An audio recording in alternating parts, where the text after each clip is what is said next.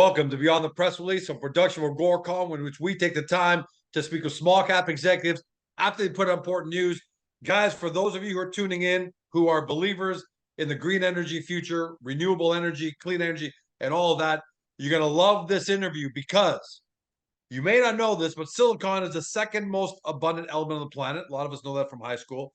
But what we don't know is that silicon metal manufacturing is currently the largest emitter of CO2 among metals and non-ferrous metals on a per ton basis. It's dirty.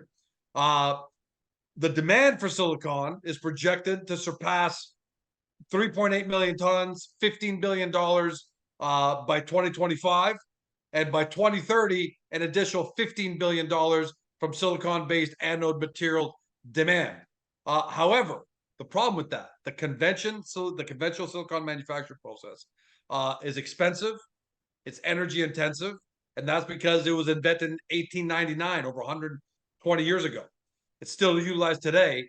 That's what makes silicon production the largest CO2 emitter amongst all metals. HPQ, the quartz reduction reactor, is a revolutionary compact modular process that produces silicon cheaper and with zero CO2 emissions. And more than just lip service, we're going to talk about that today. There's an update on your Gen 3 QRR. Bernard, welcome back, my friend. Thank you.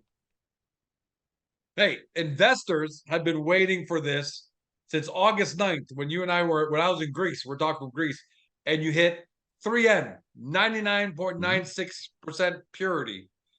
Why have you taken so long? It's almost a month and a half later. That's R&D. Sometimes you identify the issue, and it takes a bit of time to resolve. It takes a bit of time to resolve. So that's really what it is. It's completely normal within all the issues. If you look at all the milestones we've reached with the project, you know, it was going gangbuster. And then when we got that to the last issue, but as I said before, we were never worried about this. Now you talk about all these milestones, right? Devil's advocate. You talk about, and you did hit them, but you still ended up having to update the QRR design to improve the fluidity of liquid silicon at the reactor's base. What should investors think about that? That's R&D. Like if you think about it, the QRR is a scale up of the Gen 2. All right, the Gen 2 was an immobile system, so we could flip it to get the pour. So I think the most frustrating issue is we tried every which way because we knew there was a massive silicon puddle, liquid silicon puddle at the bottom of the reactor. There are just a few steps you need to do to be able to get it to pour, and just the way the old design was made just couldn't work. We tried, trust us, we tried everything. We tried any which way to do it just to get it to work. We probably over-tried to do it. And at the end, we just said, okay, we just got to redo the bottom of the crucible. It's part of the normality of doing an R&D project when you're testing a new system. Now, once we get this part work, if you think about it, we've gotten 80% of the key milestone done. Once we get this one fixed, okay, with this modification, the guys at Pyro tell me they feel very confident we're going to do it. We should be able to do it, and I'm very confident that the solution is going to work. So it was just, I think it was mostly the frustration for all of us involved in the project that we know there's a big pool of silicon at the bottom that's very pure, and we couldn't get it to pour. That was, I think, the number one frustration we all had. And then, you know, we just at the end decided, well, we just have to bite the bullet and do the redesign. Now, why is between August 9 and now we issue an update? Because there's some work that had to be done at outside consultant, outside shop. And you know, in this day and age, when people give you timelines, they're flexible. So I was reaching a point where, you know, I prefer now to keep timelines, what we're doing, as close to the chest as humanly possible. Okay. My preference would have been to issue it next week, about when we get the pour. But I was getting, by the numbers of emails I was getting and the direct question, a sense that people were really getting nervous. People were completely confusing the great news we're having on fume silica is this a hand puppet move? Is, you know, everything was getting confused, and some people were taking advantage of that to you know, some people would tell me, oh, he's not replying to my email. Well, I can't reply to your email. I can't give out information if I don't give it to everybody. So at one point, it Well, says, that's okay. by the way, not to make a plug, but that's why everyone should be posting their question to Agoracom. You post the Yes, but questions even there, if they question, you even if they, answer, everyone sees the answer. the issue is, okay, the only answer I could have given was my favorite one, which is the one where I show Yoda says, you know, patient young Padawan. I probably was looking for another one, you know, don't succumb to the dark side, but that's another one completely. But that's fundamentally the only answer I can give. The only thing that's really material about this news is when do we think we're going to do the test when that gets to be true. The rest of it in R&D, the fact that we change the screw, we don't change the screw, doesn't really change. So the point was that by the number of messages, and because I have a lot of great other news to talk about on the other project I wanted to come along, I says, okay, I wanted people to understand that QRR is still moving forward. I'm still very confident. I said that in an interview here, but at one point I just have to come up with an issue of press release. Says, hey guys, remember, we got 80% of the key milestone done. We got one last done. We're going to get it resolved. Yeah, it's almost, I think what you're saying is people are starting to think there's such good news on the fume silica side. There's such good news on the nice advancement, at least on the green hydrogen side, that we're getting bait and switched here. Where's the QRR news? So people are the good news almost in some strange way impacting the QRR. People thinking this is too good. Maybe the QRR is bombing or something like that. Yeah. Cool. It's people because basically we were developed multiple technologies, so people sort of like confuse them. It always happened. You know, it's like everything that we're now doing for batteries is more concentrated in France. That's where we're doing the silicone anode work for batteries. We're doing the QRR here. The QR is advancing well. It's still going to be a great tool, but as the image, so somebody sent me the meme. Maybe I'll spend more time with my mistress, the fume silica reactor, for a little while. That doesn't mean I'm letting go of my wife on the QRR. You know, I'm just going to have to be more creative of my storylines. But the key point is this, okay? QR is a heck of a machine that's going to give us an advantage in the silicone anode battery material.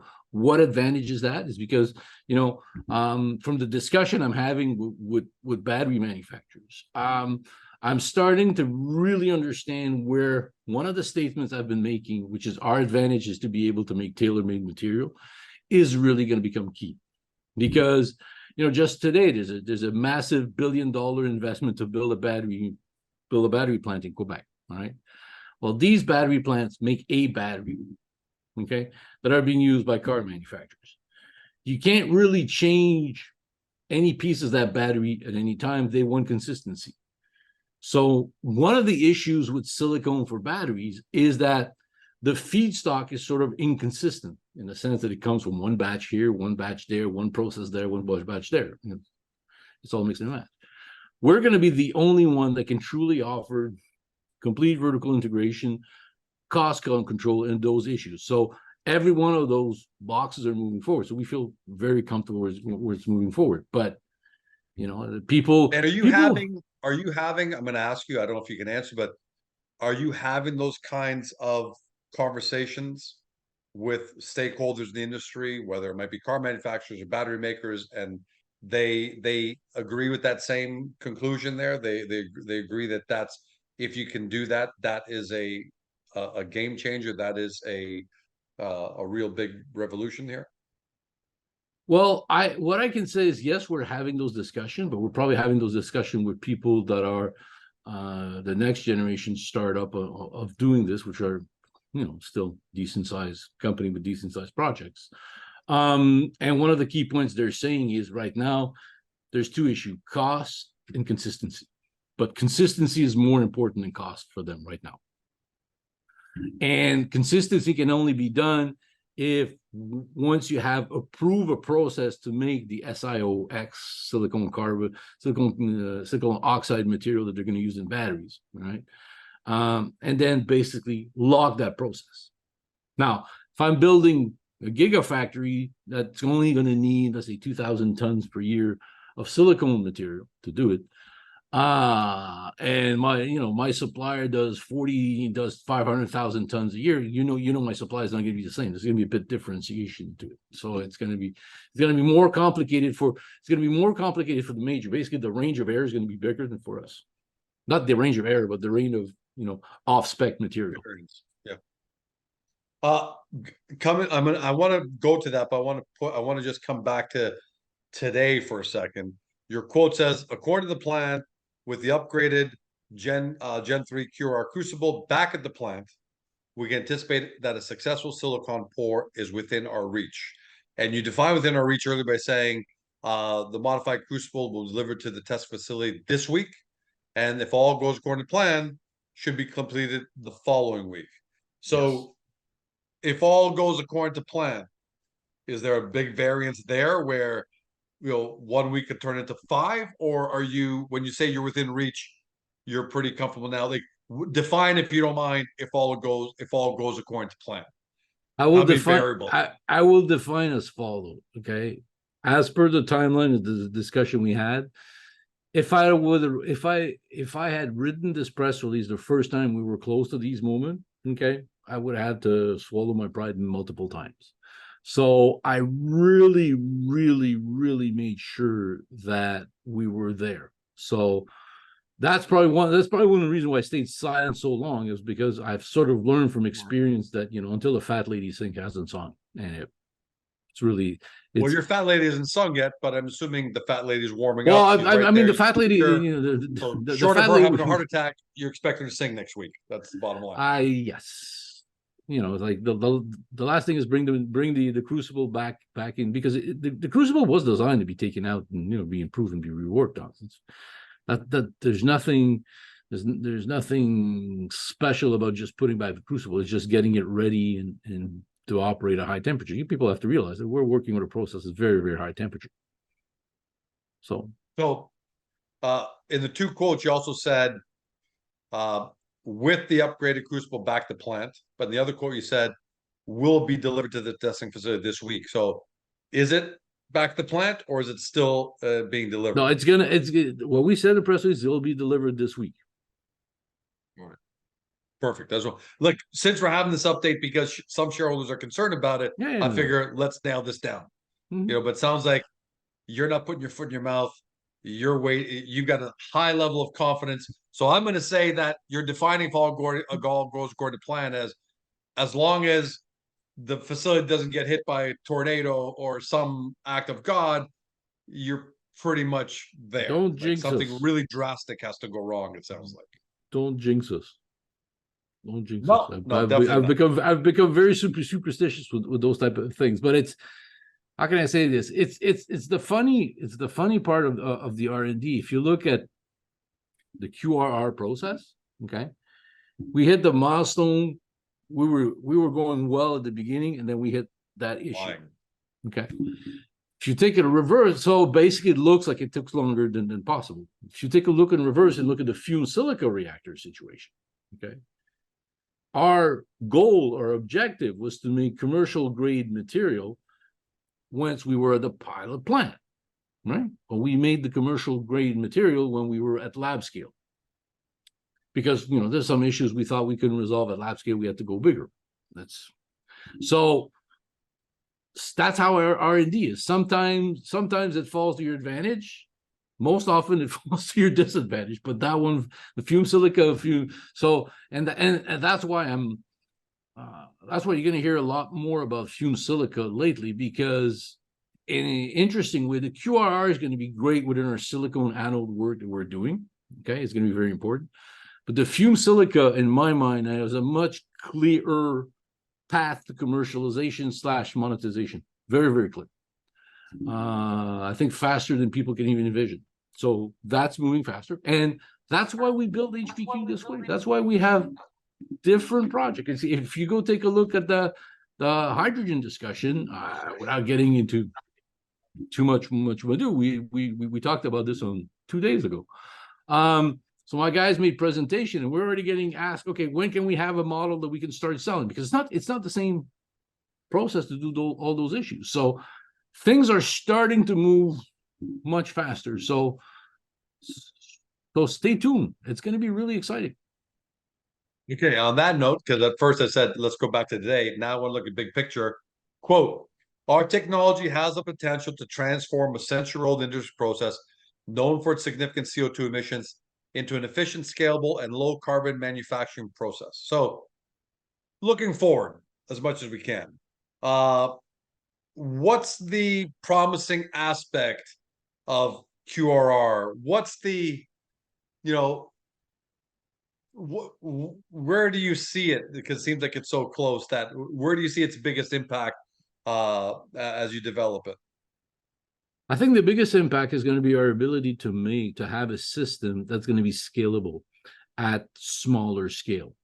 And by that, what I mean is we'll be able to design a production line, including silicone manufacturing, SiOX manufacturing, and then all the post-treatment to make the material required for battery space in a specific areas right close to gigafactories and deliver into it. Now, the advantage of Quebec is there's going to be a few of those gigafactories in Ontario. There's going to be a few of them close, but the same thing is going to happen in Europe. If you take a look at Nordvolt today, okay, what Norval did is did a copy and paste of what they did in Sweden and moved it here for the North American market. So that's my approach right now, to have copy and paste over these two markets, which are massive, and that's the way we are advancing and moving forward.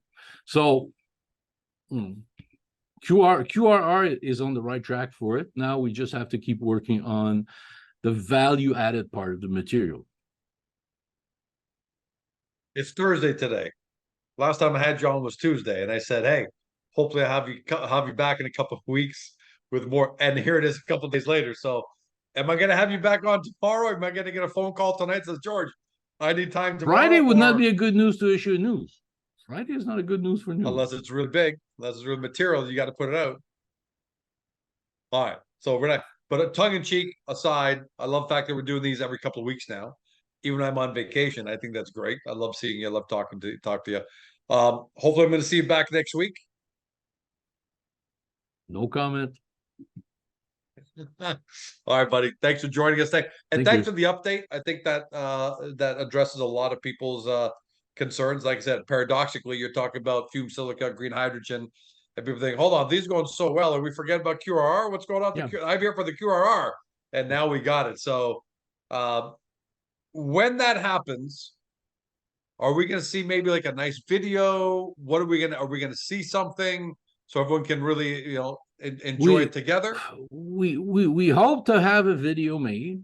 Okay, we hope that is the plan. But right now the plan is just getting the pour done, being able to say, "Yay, we've done it." All right. And then basically, I can say, "Okay, stop bugging me," because when any investor comes talk to me, says, "When's the pour? When's the pour? When's the pour?" And and then if I talked about fume silica, no, you're changing the subject. No, I'm not changing the subject. Like HPQ is 3 verticalities, okay, 4 projects. The pour is not the end all. And it is not what? It's not what? Oh, no, I'm not getting on that debate anymore. No, but you're right. Of course, going back to it, that's true. Just because we're talking about other things, it doesn't mean we're leaving the other thing behind. And look, I've been around this industry enough. I think it's fantastic that HPQ Silicon has got multiple legs here, instead of relaying just one. No matter how much you're confident in that one thing, you don't want we don't want all our eggs in one basket, right? So we've got multiple baskets. Can't wait to have you back, my friend. But thanks for this update, and hopefully we'll see some good response from people online. And hey, guys, if you got questions, post them in Agoracom. Let Bernard answer them there. At least everyone sees the same question. Everyone sees the same answer. He's got a lot going on. So if you're all emailing him, you can't get back to all of you. But don't ask questions I can't answer without a press release. It's like, if not, you're gonna get my meme of Yoda. What will be the stock price on December 31st? Can I ask that? You can ask it. I'm not going to reply. I don't know. Hey, if guys want to ask it, ask away. That's the bottom line. If Bernard says he can't answer it, then you have your answer. Thanks, Bernard. Thanks, everybody. Have a great day. See you next time. Bye. Hey guys, the video's over, but don't forget to help your company by liking it and even leaving a comment below. And then don't forget to help yourself by subscribing to our YouTube channel so you never miss another great Agoracom small cap video.